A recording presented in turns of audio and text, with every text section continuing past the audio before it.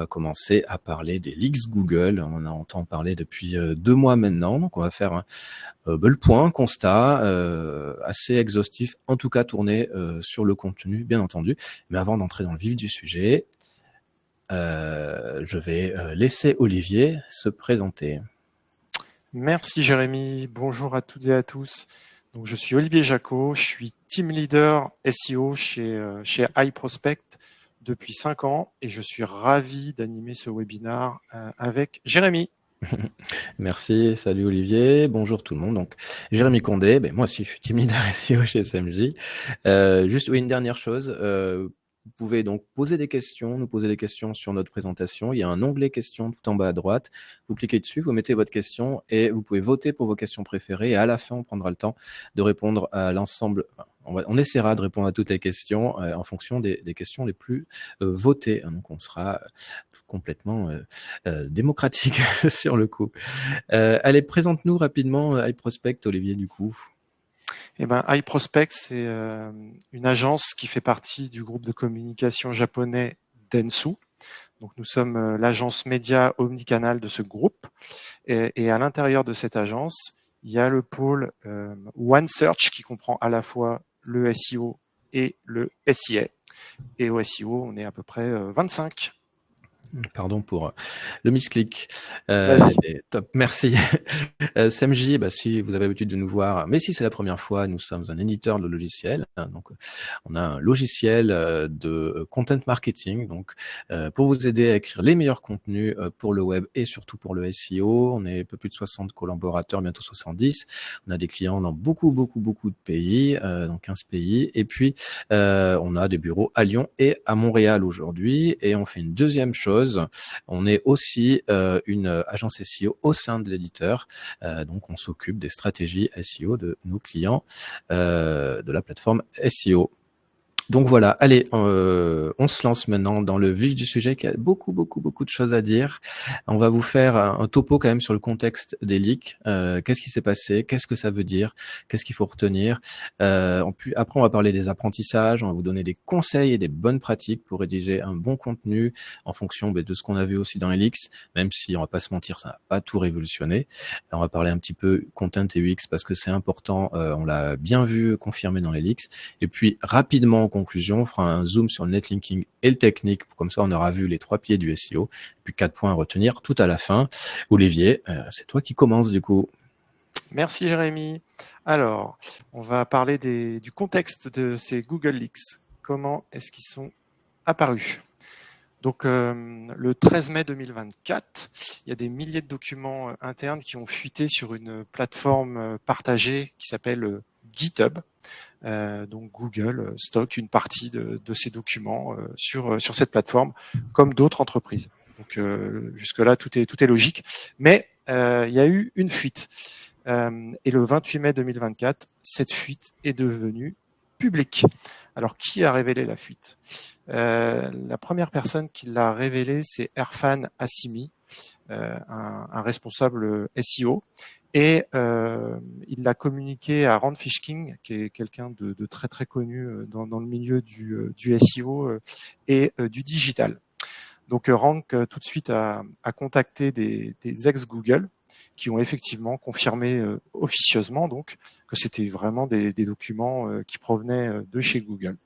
Et au vu du buzz, Google l'a confirmé officiellement une semaine plus tard. Alors, on va donner la parole aussi à Google. Donc, qu'est-ce qu'a dit Google? Google a dit attention, ces données sont sorties du contexte. Donc, soyez prudents, ne tirez pas de conclusions hâtives. Il y a eu un seul commentaire spécifique à date par rapport à ces leaks, c'est via Danny Sullivan, qui est on va dire le porte-parole communication de Google, qui a dit attention, j'entends parler beaucoup du CTR dans ces leaks, comme quoi c'est le critère prépondérant. Voilà, soyez prudents. Oui, c'est peut-être important, mais pas aussi important que certains veulent le faire penser. Voilà, donc une com de Google, comme d'habitude, qui essaye de brouiller les pistes. À part ça, il n'y a pas eu d'autres commentaires spécifiques et immédiats sur tel ou tel document qui a été révélé dans Celix. Bon, bah, c'est logique, hein. Google veut protéger son algorithme, et puis c'est son secret industriel, donc c'est aussi logique qu'il ne le révèle pas aux grandes dames des SEO et des annonceurs, bien évidemment. Alors, la reco globale qu'il a dit, c'est continuer à faire des beaux sites pour les utilisateurs. Et une petite info qu'il a donnée en plus, c'est pour réussir dans la recherche Google, il faut penser au-delà. Donc, ce sont vraiment les termes de Google. Donc, dit autrement, ça veut dire que oui, la recherche Google, c'est important pour bien se positionner, bien évidemment, mais les signaux des réseaux sociaux, le trafic direct, le offline, ce sont aussi des signaux importants. Alors, on va rentrer dans le vif du sujet de Celix. Qu'est-ce que c'est exactement? Je vous ai mis un petit exemple à gauche. Donc, ce sont 2500 documents. C'est très, très dense à lire. C'est vraiment destiné aux équipes techniques de Google avant tout. Et comme je vous l'ai dit tout à l'heure, c'est en fait une base de données commune destinée à toutes les équipes chez Google. Donc, ceux qui s'occupent Google Hotels, les shoppings, les quality teams, YouTube, la recherche universelle, voilà. Tout le monde va déposer des bouts de code dans ce GitHub et ça leur permet en fait de savoir s'ils ont un besoin spécifique, et ben ça leur permet de savoir si ce besoin-là a déjà été développé ou pas. Exemple, l'équipe YouTube a développé quelque chose qui permet de redimensionner les images. Bah, l'équipe Google Shopping peut vérifier que oui, ça a été fait, donc j'ai pas besoin de le refaire. Chose très importante, ce sont les ingrédients, hein, mais on n'a pas la recette complète de l'algorithme. Bon, il manque plein de choses, clairement, mais ce qui est le plus important et ce qu'on n'a pas, c'est qu'il manque la pondération de tel ou tel attribut. Est-ce que la balise title, c'est 80%, la H1, 10%? Bon, voilà, on n'a pas ces informations-là. Et puis, il y a écrit dans le document qu'il y a certains attributs qui sont dépréciés. Donc, c'est quelque chose qui a été développé, mais à date, c'est déprécié. Donc, on ne sait pas, parmi ces attributs, s'ils sont en prod, si ça a été développé, mais jamais testé, ou si ça a été mis en live, puis retiré. Alors, il y a une autre chose qu'on apprend grâce à Celix, c'est comment Google récupère la data. Alors, ce qu'on apprend de manière quasi certaine maintenant, c'est que Google Chrome, c'est vraiment le plus grand mouchard pour Google. Ça lui permet de récupérer la data sur les sites quand l'internaute navigue. Ça, c'est le premier point qu'on apprend. Et le deuxième point, même si Google a dit que le CTR, c'était pas si important que ça, on se rend compte qu'à plusieurs endroits dans Celix, on parle de comportement de l'internaute et on va y revenir par la suite. Par contre, il n'y a pas de mention de SIA dans Celix. Alors, je ne dis pas que ce n'est pas utilisé, mais en tout cas, dans ces 2500 documents, jamais on parle de SIA, pardon. Et autre chose, on n'entend jamais parler de la data issue de la solution Web Analytics de Google, je veux dire Google Analytics. Alors, je vais rentrer encore un petit peu plus dans le détail de Celix, et après, bien évidemment, Jérémy va rentrer dans le détail sur la partie contenu. Alors, qu'est-ce qu'on a appris? Donc, au niveau utilisateur, je viens de le dire, les données proviennent de Chrome. Une chose qui est importante, on s'en doutait, mais là, c'est vraiment confirmé. Est-ce que le premier écran répond bien à la requête de l'internaute? Donc, si je ne scrolle pas sur mobile, essentiellement, est-ce que quand je tape une requête sur la recherche Google, quand j'arrive sur ce premier écran, est-ce que j'ai la réponse? Alors, cette réponse, elle peut être une image, une vidéo, du texte, tout dépend de l'intention de recherche. et on apprend également que est-ce qu'il est facile ou pas de naviguer sur un site. Voilà. Au niveau du domaine, une chose importante, il parle plusieurs fois de l'autorité au niveau du domaine. Est-ce que ça a de l'importance ou pas? Alors là, ça vient clairement contredire les communicants de Google qui ont dit pendant des années que non, c'était quelque chose au niveau du domaine qui n'était pas suivi. Les nouveaux domaines seraient dépréciés. Google identifie la thématique principale du site, il y a des attributs qui en parlent. Il y a une autre chose qui est importante, c'est les impressions.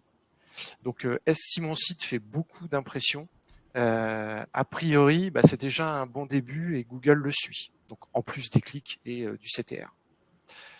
A priori, idem pour les pages qui sont de faible qualité, donc en termes de contenu. A priori, ce serait bien de les supprimer. Bon, les entités, ça c'est très très important. Bon, c'est pas nouveau, mais ça le confirme. Et une petite autre chose aussi pour les SEO de 2011-2012.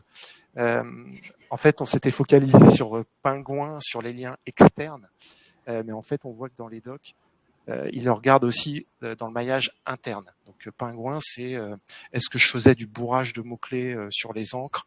Est-ce que je répétais plusieurs fois les encres? Donc attention aussi sur les liens internes. Et enfin, au niveau page, donc ça c'est quelque chose qu'il faut absolument retenir, c'est votre contenu, il doit être mis à jour fréquemment. Je ne vais pas détailler, Jérémy va vous expliquer tout ça. Est-ce que le texte est lisible? Est-ce que le texte est frais? Et est-ce que sur mon site, j'ai des pages qui s'éloignent de la thématique principale? Voilà, il y a des attributs qui en parlent, donc attention. Et voilà pour ma partie, donc je vais laisser la parole à Jérémy. Merci beaucoup Olivier. Et en effet, on va essayer d'entrer un peu plus en détail sur la partie contenu. Et puis avant ça, qu'est-ce qu'on a appris quand même de façon concrète sur les leaks et les certitudes que ça nous donne? Alors évidemment, on dit certitude, mais tout ça, c'est du conditionnel parce qu'on tu l'as bien expliqué. Derrière les leaks, on ne sait pas exactement tout ce qu'il y a. Est-ce que tout est en prod ou pas? En revanche, il y a quand même des choses dont on est à peu près certain parce que on l'avait senti, analysé depuis pas mal de temps. Et en particulier, ça va être toute la partie engagement utilisateur et toute la partie Google qui suit les parcours de navigation des utilisateurs, en particulier via Chrome, d'ailleurs beaucoup par Chrome, il n'y a pas trop le choix. Et tout ça, en fait, c'est derrière un mécanisme qui s'appelle NavBoost. Et en gros, Google s'en sert pour améliorer tout simplement la pertinence et la qualité des résultats de recherche à travers le comportement de navigation des utilisateurs. Qu'est-ce que ça veut dire? C'est en gros, sur une SERP, un résultat qui est cliqué, donc une page qui est cliquée, et bien, ça va envoyer, pour Google en tout cas, un message, un signal positif. Donc ça va lui sembler pertinent, mais derrière, évidemment, si l'internaute y repart directement, donc avec un taux de rebond très fort et un temps sur la page très faible, ça va envoyer un mauvais signal. Donc Google va regarder à la fois le taux de rebond, bien entendu, mais le temps passé aussi sur cette page. Donc ça, c'est hyper important, garder les utilisateurs sur sa page. Et ce qui va être aussi pris en compte par Google, c'est OK, l'utilisateur arrive sur la page, il va découvrir le contenu, mais est-ce qu'il va faire d'autres actions sur ce site? Est-ce qu'il va visiter d'autres pages? Est-ce qu'il va s'inscrire? Est-ce qu'il va faire des achats? Et tout ça, Google, il va le prendre en compte et va considérer que c'est une expérience de l'utilisateur pertinente et donc il va favoriser le résultat de recherche. Autre chose qui est, alors on le sentait depuis peut-être 20 ans, on en parlait beaucoup, la fameuse sandbox, mais la sandbox elle est intéressante parce que parfois on a, ces dernières années d'ailleurs, on a eu beaucoup de cas où on avait des pages, voire même des sites, des nouveaux sites qui n'étaient pas indexés ou qui mettaient beaucoup de temps à être indexés et on pensait qu'ils étaient bloqués dans la sandbox pour X raisons. Mais en tout cas, ce qui est vraisemblablement assez certain grâce aux leaks, c'est que Google utilise bien une sandbox où lorsqu'une nouvelle page est mise en ligne ou un nouveau site, on va se focaliser sur une nouvelle page, pour ici, Google va faire des tests. Donc c'est vraiment un environnement à part, sécurisé, son petit, son petit internet à lui. Et ce qu'il va faire, c'est des tests pour évaluer tout simplement des performances et des problèmes potentiels, qui peuvent être des problèmes de sécurité, la page qui serait extrêmement lente parce qu'elle serait extrêmement lourde, parce que les ressources se chargeraient mal ou il y en aurait trop, et pourquoi pas, il pourrait y avoir du spam indexing derrière. Voilà. Mais ces tests-là, ils peuvent être faits très rapidement. Une page, elle peut être indexée en quelques minutes. Donc, si tout est OK, si tout se passe bien, Google, qu'est-ce qu'il va faire? Il va l'indexer et puis il va la classer. Donc, si vous voyez qu'une page, elle met du temps à s'indexer, eh bien, ça vaut le coup de repasser dessus et de faire nous-mêmes, vous-même, des tests pour voir s'il n'y a pas des soucis. Autre chose hyper fondamentale, on le sait depuis longtemps, même si Google aimait bien se cacher derrière son petit doigt, mais ça marchait pas. On le voyait, bien entendu, c'est l'autorité d'un site. Ce qui est intéressant en fait avec l'autorité d'un site, c'est que enfin, ce qu'il y a derrière, c'est à la fois une autorité qui provient d'autres sites qui parleraient de nous, donc via du maillage externe, donc du netlinking. Donc voilà, des sites de confiance et d'autorité qui nous envoient des liens. Google, il va estimer qu'on est donc un site d'autorité. Donc ça, c'est classique, hein, c'est vieux comme Google, j'ai envie de dire. Et l'autre autorité qu'on a un peu parfois tendance à oublier, c'est l'autorité sémantique. Donc ça, c'est aussi hyper important de développer son autorité sémantique, mais ça, on va y revenir ensuite. Donc, dans le Site Authority, ce qui est vraiment pris en compte historiquement, c'est la qualité des backlinks, la qualité, la très forte qualité du ou des contenus, la réputation du domaine, bien entendu. Est-ce qu'on dit du bien de vous? Est-ce que vous recevez aussi des liens depuis des sites d'autorité? La structure du site, est-ce que le site et l'arborescence du site, est-ce qu'il est bien construit? Est-ce qu'il est compréhensible? Est-ce qu'on voyage, on navigue facilement dessus? Et puis après, il va y avoir plein de signaux de qualité, dont les fameux Core Vitals qui sont là depuis quelques années, le patch speed aussi, est-ce que le site est mobile friendly, et est-ce qu'il est sécurisé, et est-ce qu'il y a beaucoup d'erreurs qui nuiraient à l'expérience utilisateur ou l'expérience des robots de Google. Voilà. Donc ça, hyper fondamental aussi, on est sûr maintenant que c'est dedans. Alors, ici, ce qu'on a fait, c'est qu'on a essayé de trouver quelques facteurs de classement qui ont été confirmés. Donc, le premier qu'on a mis, c'est la qualité du contenu. Alors, j'ai mis en gras que j'entends bien que c'est un facteur très large, mais qui est fondamental. Et on va revenir dessus, bien entendu. Mais la qualité du contenu, c'est clairement aujourd'hui la chose la plus fondamentale si on veut ranker. Ensuite, le title, ça compte encore énormément aujourd'hui. C'est aussi intégré dans, bien sûr, dans les leaks. La seule chose, les titles, il faut qu'ils soient optimisés avec les termes de vos requêtes. Vous pouvez jouer sur les synonymes, bien entendu. Google comprend bien tout ça. Mais il n'y a pas d'indication de taille. C'est vrai que historiquement, les SEO, on a plutôt tendance à dire pas plus de 70 caractères. Ça, c'est pour être visible correctement dans les SERP, mais en réalité, Google ne donne pas d'indication. Donc, on pourrait faire des titles de 150 caractères si on voulait. Mais évidemment, l'objectif, c'est aussi d'avoir du clic. Donc, il faut être assez mesuré et équilibré là-dessus. La métadescription, elle est importante, même si on sait qu'elle n'a pas un poids direct dans le classement. Mais la métadescription va vous aider à obtenir des clics. Donc, c'est important aussi de travailler vos métadescriptions sur vos contenus forts, à forte valeur ajoutée, pour apporter du clic. Parce que, on vient de l'expliquer, c'est important pour votre positionnement, pour votre ranking. On l'a dit, on va revenir dessus, on va vous donner des conseils sur comment avoir un contenu frais. Mais ça, c'est vraiment quelque chose de fondamental et qui fonctionne très très bien. Si vous avez un contenu qui est mis à jour régulièrement avec des informations récentes, très fraîches, clairement, ça va vous aider à bien ranker dans le temps. L'engagement utilisateur, on l'a dit, c'est pris en compte. L'expérience des utilisateurs, Google, il la mesure, donc il faut être vigilant là-dessus et le travailler. L'authenticité, l'originalité du contenu, qu'est-ce que ça veut dire? C'est qu'on ne pique pas le contenu des autres, tout simplement. On fait pas du spam, on fait pas de duplicate, etc. Donc, on fait un contenu qui est quand même assez différent des autres. Alors, c'est pas toujours facile, bien entendu, quand on est quand on vend les mêmes choses ou qu'on parle des sujets assez proches les uns des autres. Mais c'est l'objectif d'essayer d'être un petit peu plus originaux et authentiques. Voilà, travailler aussi les autres balises méta, on en parle assez peu. Ça va être toutes les balises méta robots, viewport, content, type, charset et open graph Twitter. En fait, tout ça, ça va simplement aider à Google à mieux comprendre le contexte du contenu de la page, et ça potentiellement, ça peut évidemment influencer la façon dont il va d'abord présenter les résultats et la façon dont il va évidemment les ranker. L'objectif finalement derrière tout ça, c'est d'aider Google à mieux comprendre ce que vous proposez. Les liens sortants, hyper important, c'est quelque chose qu'on a toujours un petit peu peur de faire parce que lorsqu'on met un lien sur un de nos contenus qui va vers un autre site, on a peur que évidemment notre utilisateur s'en aille.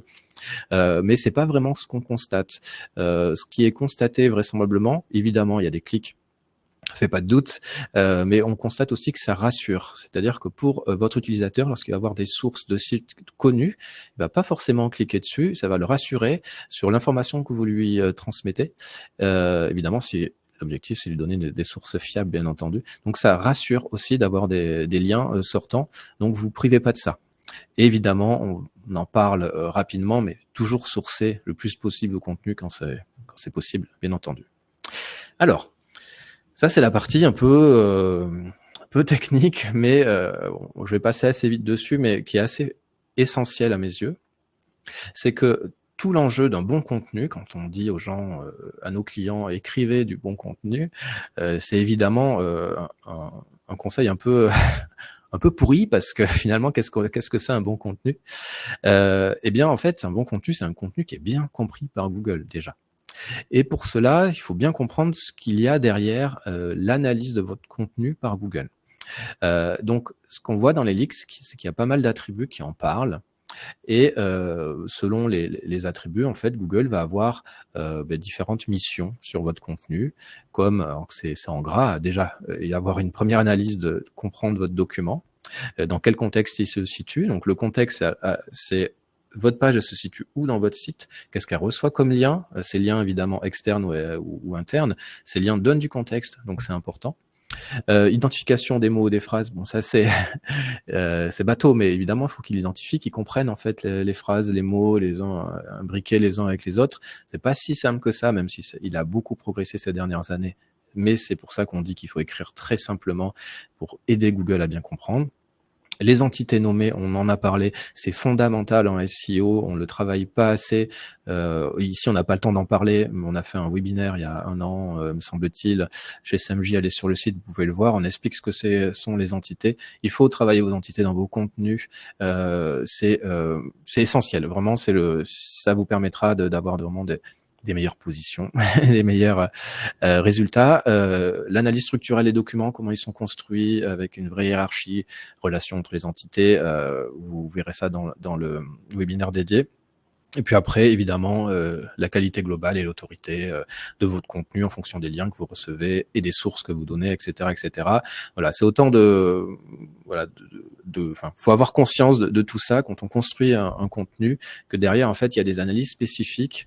Google vérifie des choses bien particulières, et c'est comme ça que vous allez mieux permettre à Google d'appréhender vos contenus. D'autres facteurs, néanmoins, pour finir, on en reparlera, mais ce qui est assez important, c'est que les informations principales, mettez-les en début de contenu. C'est-à-dire que votre utilisateur, il faut qu'il ait sa réponse le plus vite possible. Parce que s'il passe son temps à chercher la réponse, il la trouve pas, il va partir ailleurs, clairement. Donc, donnez-lui la réponse et après, vous avez le droit de la développer et on vous y encourage, bien entendu. Mais l'objectif, en lui donnant vite la réponse, c'est évidemment de renforcer sa satisfaction à l'utilisateur. Donc, les liens cliqués, on l'a découvert. En tout cas, c'est mentionné. Ça apporte plus de poids qu'un lien non cliqué, que ce soit sur des liens externes ou des liens internes. Ça montre des critères, évidemment, c'est un critère d'engagement, pour dire plutôt comme ça.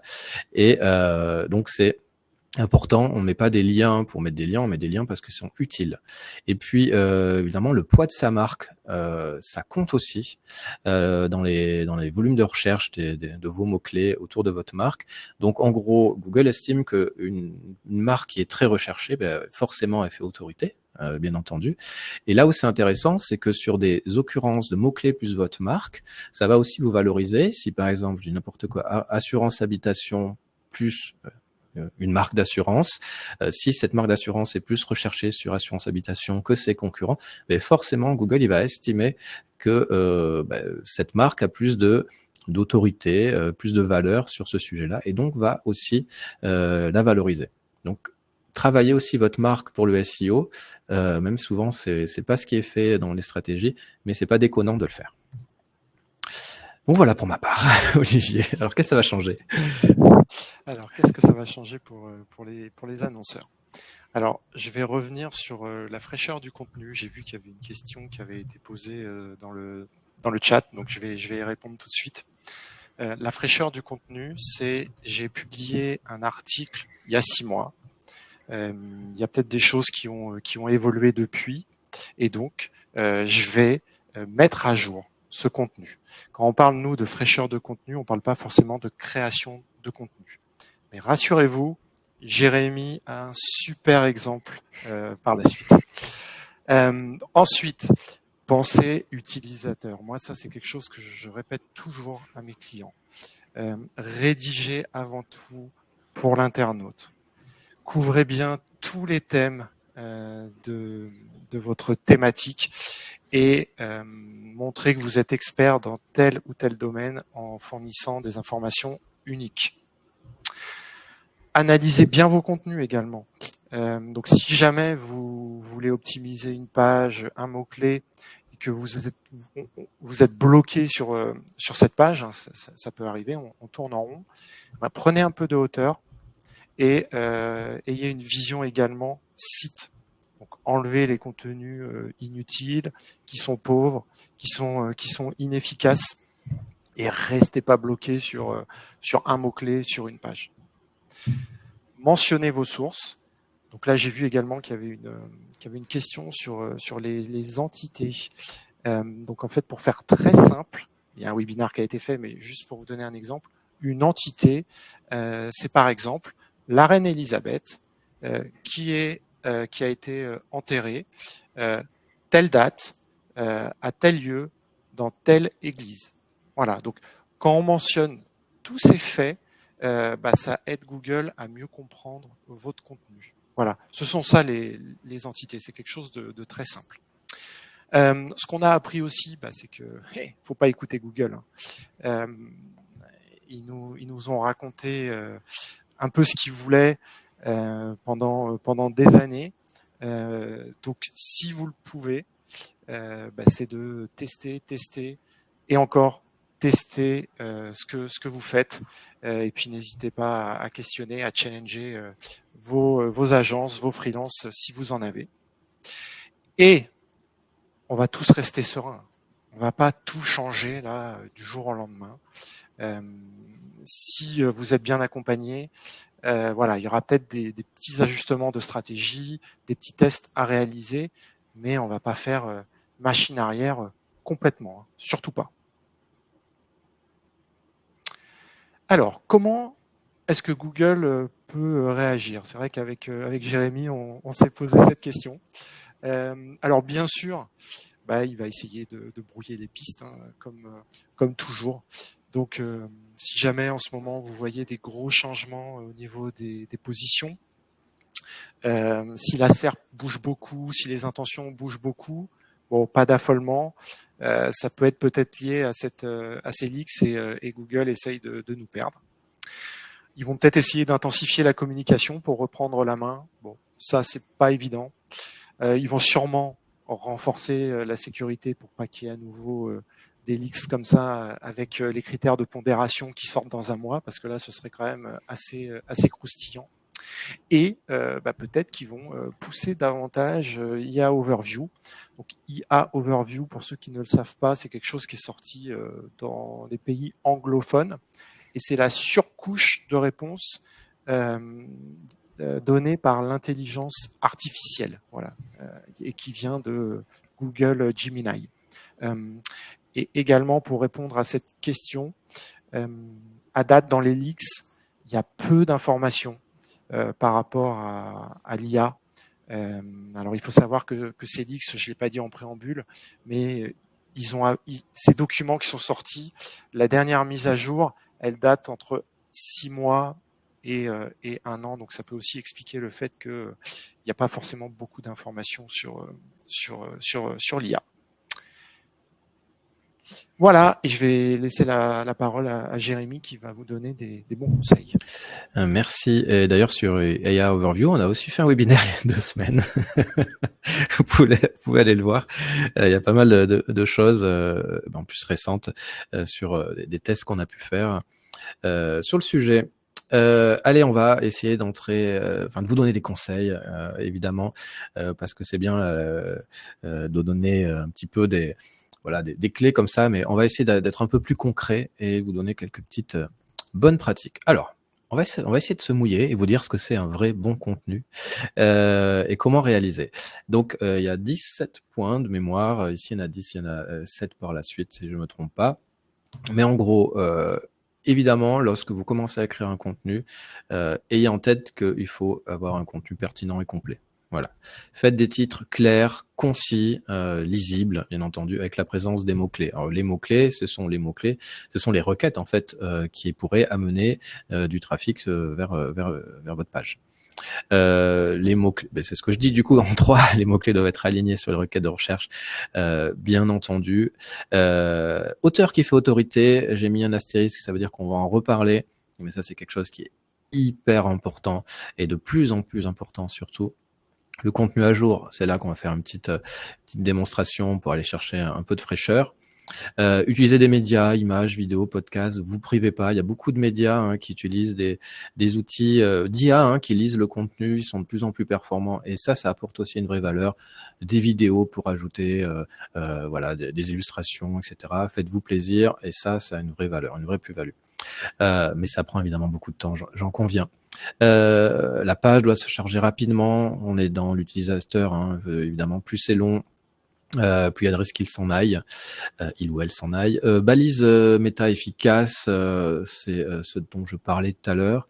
Intégrer des données structurées, d'ailleurs quand on parle d'entités, il y a des entités qu'on doit accompagner de données structurées pour bien aider Google à comprendre son sujet. Tu parlais de la reine Elisabeth, eh bien on va avoir une donnée structurée qui va renvoyer à toutes les informations sur la reine Elisabeth avec un lien par exemple dans le code vers la page Wikipédia. Ça c'est des choses, ça permet à Google de mieux comprendre et de savoir exactement de quoi on parle. Et puis évidemment, travailler le linking externe et interne de vos contenus, parce que ça, c'est assez puissant, comme on l'a dit. D'autres choses, on l'a dit, la réponse en haut de contenu, des phrases courtes, simples, lisibles, aider vraiment Google à bien comprendre. Il ne faut pas qu'il ait de doute dans ce qu'il lit et dans son apprentissage de votre contenu. Allez à l'essentiel, ne vous répétez pas, ça sert strictement à rien. Allez droit au but, les lecteurs, ils veulent les informations, ils sont pas là pour lire un roman, ils veulent avoir leur réponse. Donc voilà, ne le répétez pas parce qu'en fait, s'ils l'ont lu une fois, pourquoi le lire plusieurs fois? Ils ont bien compris. Intégrer des CTA, bien entendu. Si vous avez besoin de trafic, derrière vous avez des raisons à cela. Est-ce que vous avez besoin des personnes qui s'inscrivent, qui achètent des choses, qui regardent des pubs, peu importe. Mais en tout cas, intégrer des CTA, gardez-les sur votre site le plus longtemps possible. Utilisez un sommaire aussi, bien entendu. Ça aide à structurer les informations, ça aide aussi d'abord Google à bien comprendre la structure, mais ça aide aussi votre utilisateur à aller vers la partie qui l'intéresserait davantage. Et puis soyez exhaustif. Vous parlez d'un sujet, soyez exhaustif, parce que être exhaustif, c'est aussi être expert. Et ça, c'est quelque chose d'hyper important pour Google, de se positionner comme un expert sur un sujet. Et puis surtout, écrire un contenu, c'est bien, mais ça va pas donner beaucoup de billes à Google. Donc, ça veut dire qu'il faut créer des clusters de contenu sur vos thématiques. Donc, ça veut dire quoi, créer des clusters? Bon, ça peut être des cocons, ça peut être des silos, faites comme vous voulez. Mais ce qui est important, c'est surtout de se positionner comme un expert en étant extrêmement exhaustif sur tous les sujets autour de votre thématique, de votre spécialité, etc., etc. Donc, ne vous contentez pas d'écrire un contenu, écrivez plein de contenu sur le sujet sans, évidemment, vous répéter, parce que sinon, vous allez faire du duplicate, bien entendu. Et ça sera compliqué pour Google de bien comprendre. Tout à l'heure, je mentionnais qu'est-ce que c'est utiliser un auteur qui fait autorité. C'est vrai que dans les leaks, Google en parle.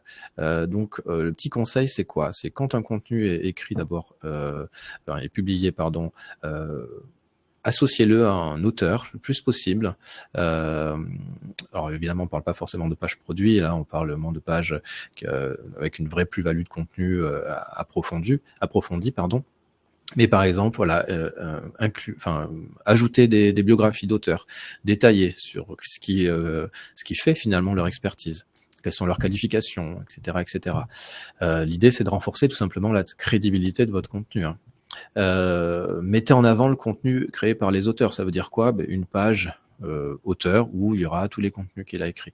Implémenter des données structurées, ça va aider Google aussi à bien identifier les auteurs, parce que s'il les identifie mal, il va mal associer tout simplement l'autorité de chacun. Et puis, n'hésitez pas à encourager des contributions d'experts reconnus. Qu'est-ce que ça veut dire? C'est vous pouvez inviter des experts reconnus sur votre site, faites-le. Parce que en fait, vous allez profiter de leur autorité. Et puis, essayez aussi de vos auteurs, vos experts, de les faire écrire sur d'autres sites, parce que ils vont aussi profiter de l'autorité des sites sur lesquels ils vont écrire. Voilà. Donc, essayez d'avoir des échanges de bons procédés. Et bien sûr, profitez-en pour obtenir quelques liens, bien entendu. Voilà. Donc, ce qu'on voulait faire, c'est aussi vous dire, on vous a dit que la fraîcheur, c'était hyper important, mais c'est pas forcément si simple que ça de garder un contenu à jour, bien entendu, parce que ça prend du temps, parce qu'il faut trouver les informations, etc. Ça demande de la veille, et évidemment, parfois on a plein de choses à faire, plein de sujets différents. Voilà. Donc là, je vous ai donné un exemple d'un contenu que j'ai retravaillé de mon côté sur mon blog, et je vous montrerai les résultats. Donc, j'ai utilisé la plateforme, vous pouvez faire autrement, mais évidemment, j'utilise la plateforme SEMJ parce que j'y ai accès, donc j'en profite. Et ce qui est assez pratique, c'est que voilà, je mets mon contenu dedans, elle va analyser mon contenu sur la base de mon mot-clé, donc les espèces de baleines ici. Donc c'est un contenu qui parle des espèces de baleines, qui les présente toutes, et elle va analyser, me dire si en effet je suis assez exhaustif sur mon sujet. Elle va me donner une note ici à 84, donc c'est plutôt pas mal. Et ce qui est intéressant, c'est que il y a une photographie par exemple à 6 mois, et je refais une analyse, et là je vais avoir des informations supplémentaires. Parfois. Donc, les informations supplémentaires, ça va être tout ce qui va être en dessous. Est-ce qu'il y a des nouvelles intentions de recherche? C'est-à-dire, est-ce que sur ce sujet, il y a des recherches un peu nouvelles qui apparaissent? Pourquoi pas? Est-ce qu'il y a des questions nouvelles qui sont apparues? Voilà, autour des espèces de baleines, c'est possible. Et vous allez voir que c'est le cas en l'occurrence. Et puis aussi, est-ce qu'il y a des nouveaux mots-clés qui sont apparus? Et ça nous permet en fait de voir est-ce que finalement mes concurrents qui sont dans le top 10 et qui parlent les mêmes sujets que moi, est-ce que finalement eux ils ont ajouté du contenu, est-ce qu'ils ont du contenu frais et donc je pourrais m'inspirer ou pas. Donc là, moi quand j'ai fait ce travail-là, en effet, SEMJ m'a mentionné des nouvelles choses et que j'ai un petit peu retravaillé, mais finalement, SEMJ, il a aussi ses limites parce qu'il peut pas aller chercher du contenu purement frais sur par exemple des sites d'actualité scientifique. Donc, qu'est-ce qu'on fait dans ce cas-là? En tout cas pour ce sujet-là, on va utiliser ChatGPT. Okay. Et après SEMJ, vous allez voir. Donc là, c'est intéressant parce que qu'est-ce que je fais? Donc là, j'ai créé un agent GPT, je lui ai mis un tout petit prompt, tout simple, vous pouvez le récupérer, il fonctionne. On l'a retravaillé après pour des sujets beaucoup plus spécifiques pour des clients, mais en tout cas, celui-ci fonctionne. Qu'est-ce que c'est un agent GPT? C'est-à-dire, c'est un agent qui va être dédié à vraiment une mission. Voilà. Et là, sa mission, c'est d'aller vérifier des informations fraîches, tout simplement. On va prendre ce mot-là. Donc, je copie-colle mon texte dedans et il va me ressortir des résultats. Donc, qu'est-ce qu'il me dit, lui? D'abord, il me dit que sur les espèces de baleines, il y a plein de nouveaux sujets qui ont été traités ces derniers mois, dernières années, et ça pourrait être intéressant d'en parler. La communication des baleines, il y a eu pas mal d'avancées scientifiques dessus, la migration, la mémoire, l'impact de la pollution sonore. On s'est beaucoup rendu compte avec le Covid, il y a beaucoup moins de bateaux et du coup les baleines elles étaient de nouveau beaucoup plus libérées, en tout cas en termes de transfert d'informations sonores entre elles, et puis évidemment le réchauffement climatique. Ça c'est hyper intéressant, mais ça va pas trop dans mon sujet en réalité. Donc c'est de bonnes idées de nouveaux contenus et pourquoi pas écrire dessus. Donc là, je lui affiche vous savez, hein, c'est ChatGPT, donc on a des conversations avec lui. Donc je lui dis, est-ce que dans mon contenu, finalement, il manque des espèces de baleines? Et là, il me dit, en effet, il y a une nouvelle baleine qui a été découverte récemment, la baleine de Rice, ou de Rice, je sais pas, je le mentionne pas. Et là, c'est super chouette. Donc j'ai tout intérêt, évidemment, à rajouter cette espèce dans mon contenu. Donc il y a plusieurs façons de faire. Soit je fais à l'ancienne, je fais des recherches, je prends mes notes, j'écris un paragraphe. Soit je demande à ChatGPT de l'écrire, soit je demande à SEMJ de le faire, parce que SEMJ, évidemment, il a une approche, il a une surcouche SEO, donc je sais qu'en plus, ça sera très bien écrit. Donc là, j'ai demandé tout simplement à SEMJ de m'écrire un paragraphe sur le sujet. Ce paragraphe, je l'ai intégré à mon contenu, et voilà le résultat que j'ai eu. Donc je suis remonté à peu près à un an et demi de données, mais voilà. J'avais plutôt une position historique où j'étais 2, 3, 4e en général. J'ai arrêté de le mettre à jour, je l'ai un peu laissé tomber, j'étais content, il apportait plein de trafic, puis je l'ai un peu oublié. Donc qu'est-ce qui s'est passé? J'ai une chute des positions, je suis arrivé presque 15e. Et là, j'ai juste rajouté mon paragraphe, donc j'ai ajouté une information que tous mes concurrents, mes concurrents ne traitent pas, et d'un coup, paf, j'ai explosé et je suis revenu à un niveau 3-4e. Voilà. Donc ça, c'est un exemple parmi d'autres, mais là, ce qu'on a fait, c'est ce que j'ai fait, c'est que j'ai apporté vraiment une information que mes concurrents ne traitent pas, et ça, Google, il adore ça. Cette information, elle est sourcée, elle a du sens, elle a de la valeur, et donc il m'a remis au même niveau, alors que le reste du contenu, j'y ai très très peu touché pour le coup. Olivier, parle de UX un petit peu. Merci beaucoup, Jérémy. Vraiment top tes conseils. Alors ici, je vous ai mis une petite checklist sur l'UX et le CTR. Voilà, des choses à ne pas oublier. Donc, est-ce que, ce que j'ai dit tout à l'heure, est-ce que le contenu présent sur la page de mon site, donc sans scroller, donc j'arrive sur la page, sur mobile par exemple, je ne scrolle pas, est-ce qu'il y a bien la réponse à l'intention de recherche? Qu'est-ce que veut Google? Google, il veut s'assurer que l'utilisateur est satisfait et qu'on revienne tout le temps sur ce moteur de recherche pour qu'on puisse bien évidemment cliquer sur du paid et lui faire gagner de l'argent. Donc ça, c'est vraiment le premier point, bien s'assurer qu'il y a la réponse, quel que soit le format, sur le premier écran. Deuxième chose, et Jérémy en a parlé, la surcouche NavBoost. Donc Google, on a appris qu'il analyse les clics sur la page. Et en fait, après, il va ajuster les résultats de ranking. Donc, exemple, je suis en 3e position sur la SERP, sur la page de résultats de Google par rapport à un mot-clé. Le site qui est en 2e position, il est cliqué, mais tout de suite, on revient en arrière.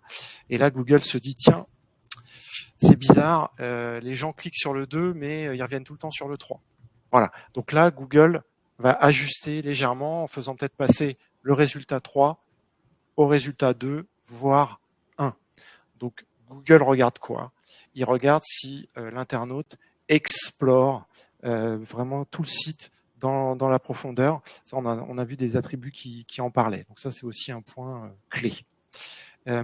Et enfin, ce que je vous recommande, c'est de croiser tout le temps les données comportementales avec vos positions, avec vos URL. Donc moi, ce que j'appelle les données comportementales, c'est pour une URL, j'ai une position pour tel mot-clé et je vais regarder quel est le taux de rebond, combien de temps les gens sont restés sur le site, sur la page. Voilà, ça peut donner des informations importantes puisqu'on a compris que Google s'en servait.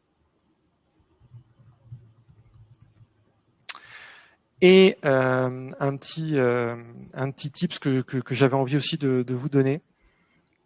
Donc il existe plein d'outils pour décrypter les leaks. Chez iProspect, on en a développé un. Donc c'est un agent GPT qui en fait va aller chercher des réponses à des questions que vous vous posez. Exemple, vous voulez connaître tous les attributs liés à la fraîcheur du contenu. Donc, c'est l'exemple que j'ai mis là. Significant change, average, ou last significant change. Et donc ça, Google le suit. Et grâce à cet agent GPT, vous tapez votre question en anglais, donne-moi tous les attributs liés au titre. Et automatiquement, vous allez avoir un tableau, là, comme l'exemple que je vous ai mis, avec le nom de l'attribut, l'explication en anglais, et on fait la traduction en français. Ce qui est super avec cet outil, c'est qu'il n'y a aucune interprétation, parce qu'il va chercher les informations uniquement dans le corpus des 2500 documents qui ont fuité. Voilà, donc vous allez avoir un résultat factuel. Et on arrive à la conclusion. On est presque dans les temps. Alors, on va parler des autres piliers rapidement, parce que bon, il n'y a pas que le contenu. Un petit zoom sur la technique. Donc, dans ces attributs, il est indiqué, bien évidemment, que Google va suivre les 404 et que ça lui permet en fait de les retirer de son index. Donc moi, parfois, j'ai des clients qui me disent « Ouh là là, j'ai plein de 404, est-ce que c'est grave ?» Non, non, c'est pas grave. Ce qu'il faut, c'est qu'elles ne soient pas liées ou maillées à votre site, mais après, il faut mettre un code 404 si le contenu n'a plus lieu d'être. Et comme ça, Google va le voir et après, il va le retirer de son index. Voilà. Donc, la 404, c'est pas mauvais. Deuxième point, la homepage. On se rend compte avec ces attributs que c'est très, très important de bien la travailler. Parfois, on la néglige.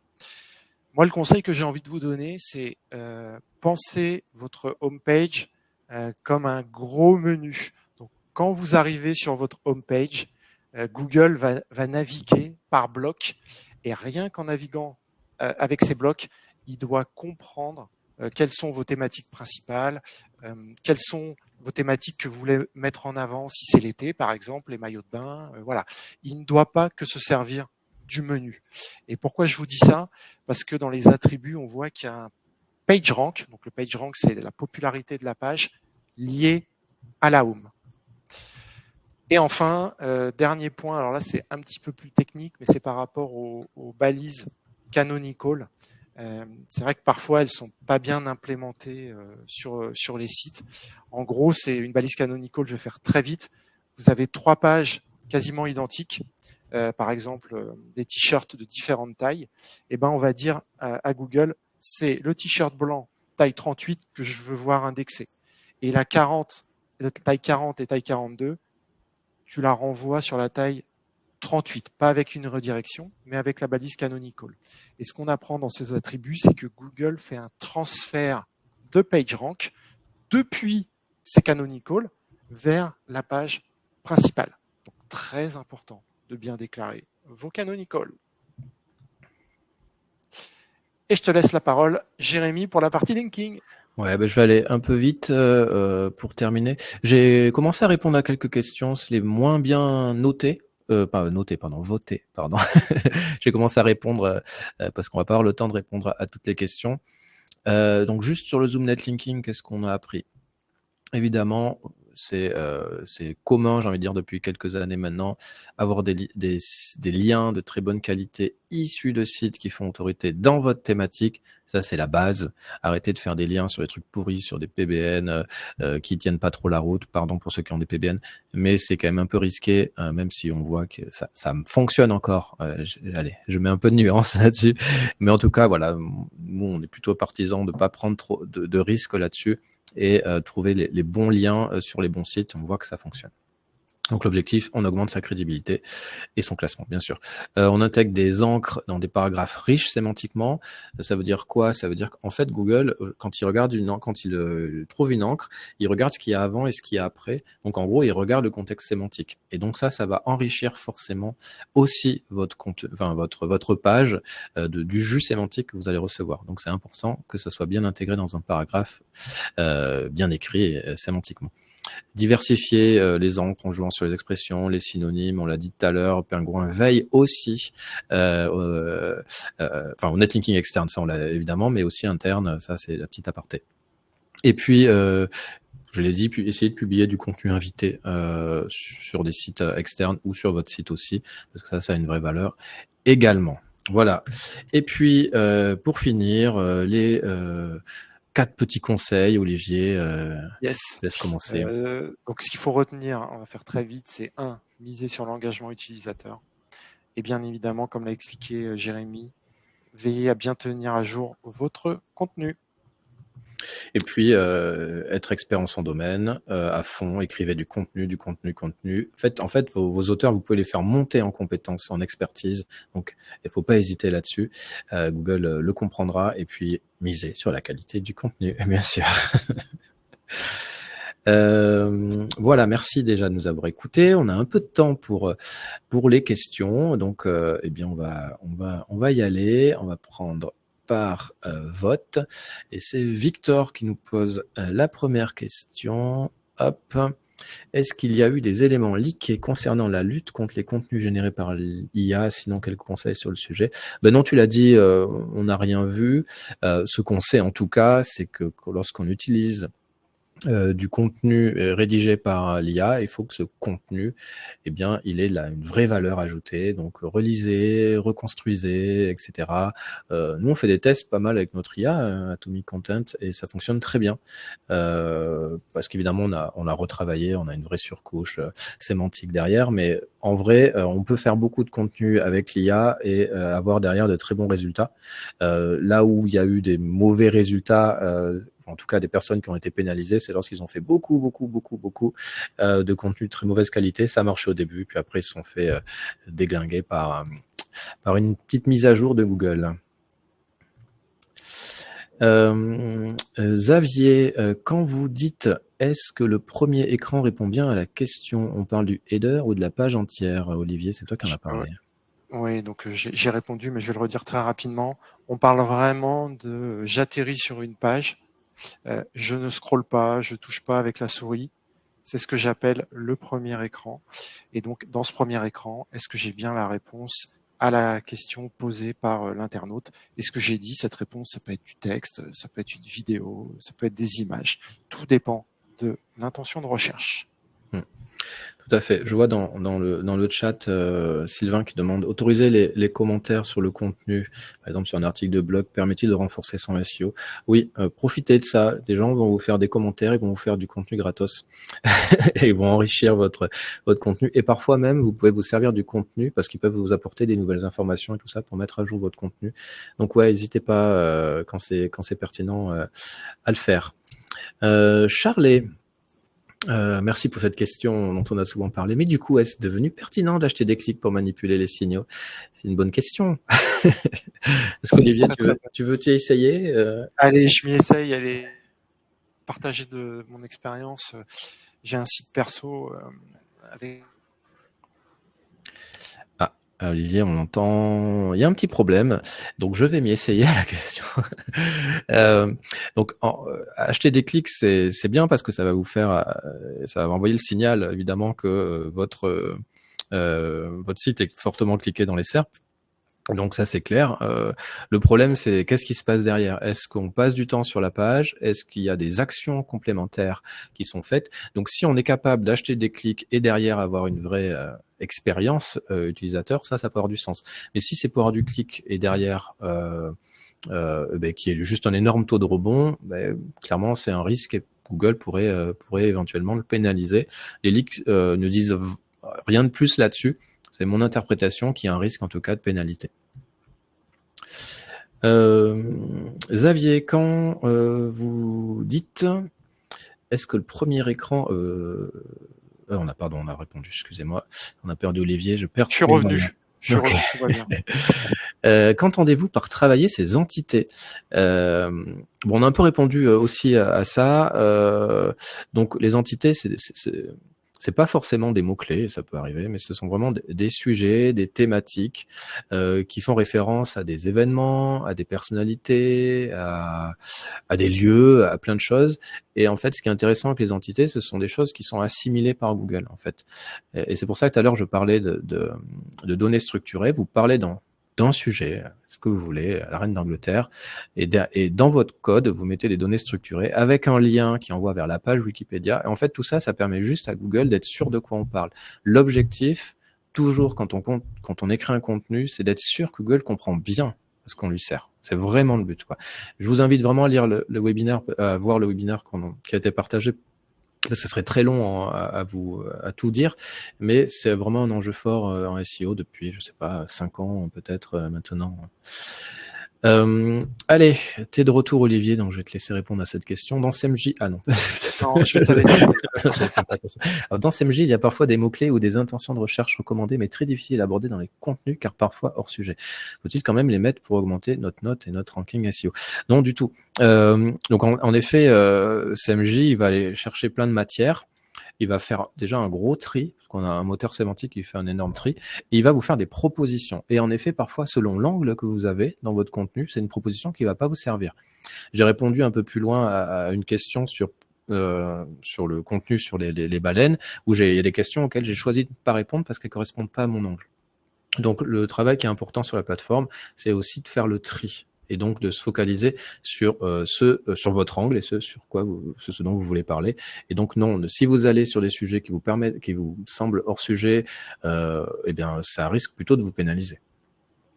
Donc en effet, il faut avoir toujours une approche un peu critique de tout ça. Allez,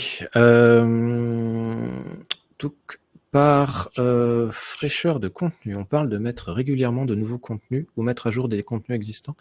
Je vais répondre à cette question, Jérémy. Est-ce que si le contenu est sur la partie blog d'un site, il a plus de valeur que s'il est sur la partie produit du site? Donc, quand on parlait, nous, de fraîcheur de contenu, c'était vraiment la mise à jour d'un contenu existant.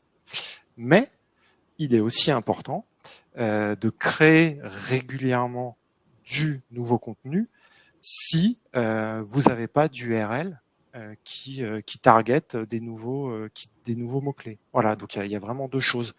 Mettre à jour régulièrement le contenu existant et créer régulièrement du nouveau contenu et ça, vous vous basez par rapport à vos mots-clés. On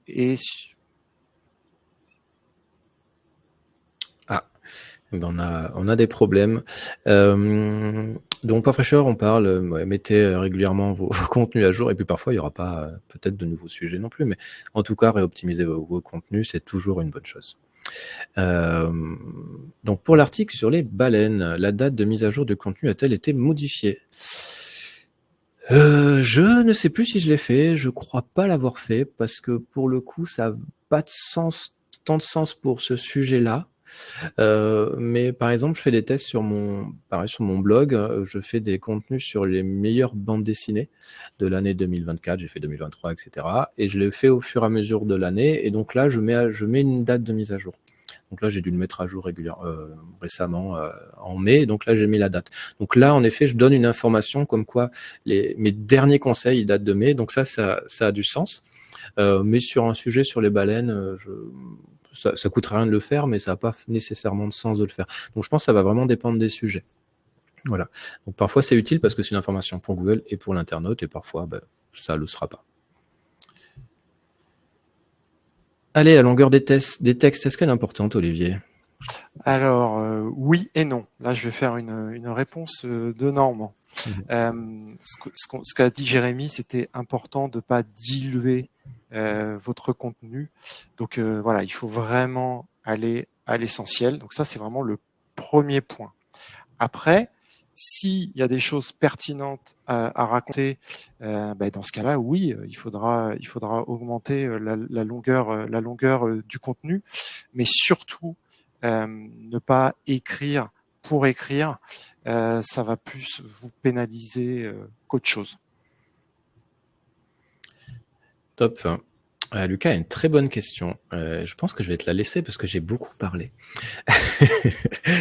Si nous avons un événement qui arrive régulièrement, mieux vaut publier un nouveau contenu à chaque fois, avec la date dans l'URL, en redirigeant les anciens ou avoir un contenu unique en mettant à jour les dates.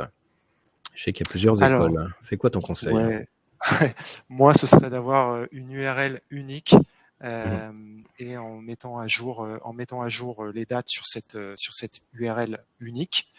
Et après, sur cette URL unique, on peut faire un lien vers les anciens événements, un petit peu comme ce qui est fait sur, par exemple, certaines pages sur les taux d'intérêt. Donc, je ne vais pas citer des sites ici, mais voilà, le taux d'intérêt au mois de juillet 2024, c'est toujours la même URL parce que Google va regarder l'historique, mais ils vont mettre à jour le contenu et c'est vraiment moi ce que je recommande.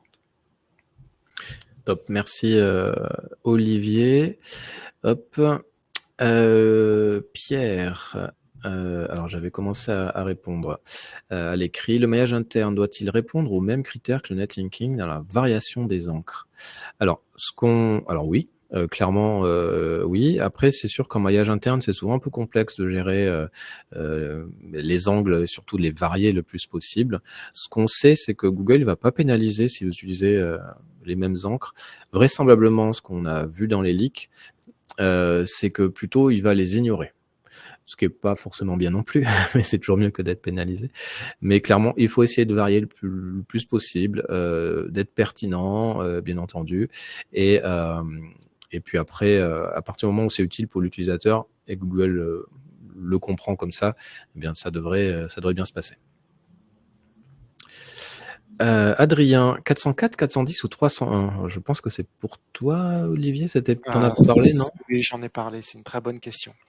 Donc 404 et 410, c'est quasiment la même chose. Il y a déjà plein d'études qui ont été faites là-dessus. Donc voilà, 404, 410, c'est j'ai un contenu qui n'a aucun enjeu SEO, qui faisait pas de trafic SEO et très important, qui n'avait pas de backlinks. Donc, si j'ai ce type de contenu et que je veux donc m'en séparer, eh ben, je peux mettre sans problème une 404 ou une 410. Par contre, si jamais j'avais un produit qui générait beaucoup de trafic SEO, qui avait une bonne position, mais qui n'existe plus et qui est remplacé par un produit similaire, dans ce cas-là, je vais faire une redirection 301 depuis le produit qui a disparu vers le produit qui le remplace. Et ça, en fait, ça permet à Google de garder toute la popularité, quasiment toute l'historique de l'URL. Donc voilà, très important et merci pour cette excellente question. Top. Eh bien, allez, on prend une dernière et puis il faut qu'on s'arrête, on a déjà débordé. Les liens vers notre site depuis un forum, genre Quora, Reddit, ont-ils de la puissance SEO? Alors, je ne sais pas s'ils sont nofollow ou pas, mais en tout cas, un site de référence qui parle de vous, ça reste un bon signal. Alors après, est-ce que ça vous apporte beaucoup de jus? Ça va dépendre, mais c'est toujours un bon signal pour Google si on vous cite ailleurs, et en tout cas sur des sites comme ça de référence, sur des gros forums. Voilà, pour le reste, j'avais répondu pour la plupart à l'écrit. On va s'arrêter là. Il est 12h03, on a débordé de 3 minutes. Désolé pour ceux qui ont faim. Merci beaucoup de nous avoir écoutés. Merci beaucoup, Olivier.